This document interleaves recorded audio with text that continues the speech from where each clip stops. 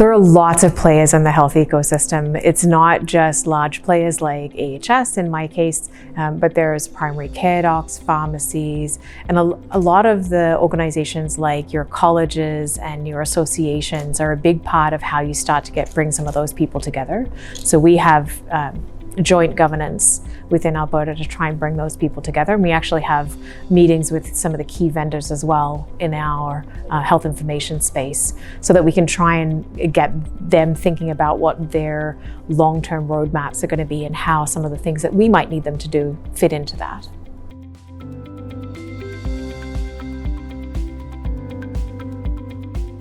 So it's really important people take time to learn the system. It's kind of like when you get a new iPhone or something else, right? Like at first you want to throw it across the room because it doesn't work the same way that you used to, but taking a little bit of time and making sure you personalize it, put the things that are important to you on your home screen where you start to come. So that personalization and a little bit of that personal accountability is a big part of people's success when you look at clinician happiness.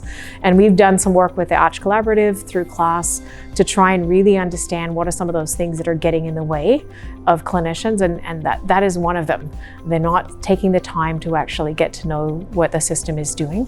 So we're working on what are the tools that we can put in their hands to be able to do that more effectively? And then when they are in the system, how can some of the way that we've structured things make it easier for them, like results review and those types of things? So we've got lots of work that's ongoing. I think it's a forever and ever problem, continuing to improve the system.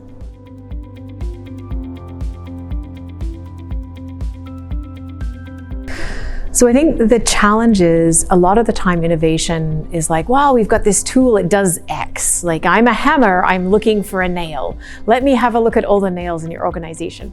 And so I think what we've tried to do with our innovation areas is to say, we're using this system, please innovate in a way that already connects to it.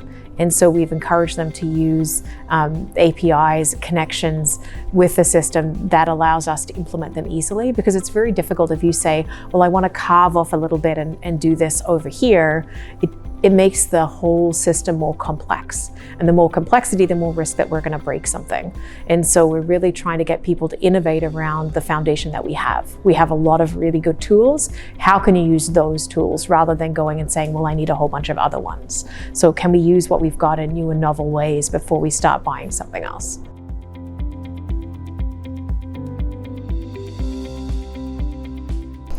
I think avoid the need to feel like you need to discover everything yourself. Somebody somewhere has done it. Go find them and talk with them.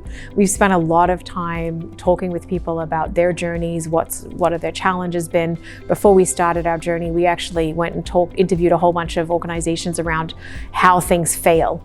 So we talked to people who really struggled implementing similar types of things and understood what did they learn from that so that we didn't replicate some of those errors that they have.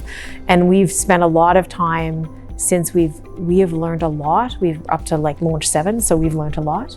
And we've focused a lot of energy in giving back to that community as well. We've taken a lot from it, but we're sharing with Australia and with the UK and Ireland and different parts of the US and across Canada to make sure that people can learn from what we've done as well.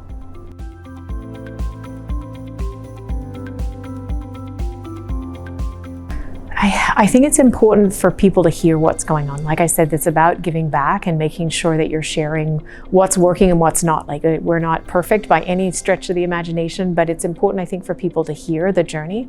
And typically this type of a conference will have people reaching out to us afterwards and saying, can I hear a little bit more about this or that? And it gives us an opportunity to share some of what we've learned.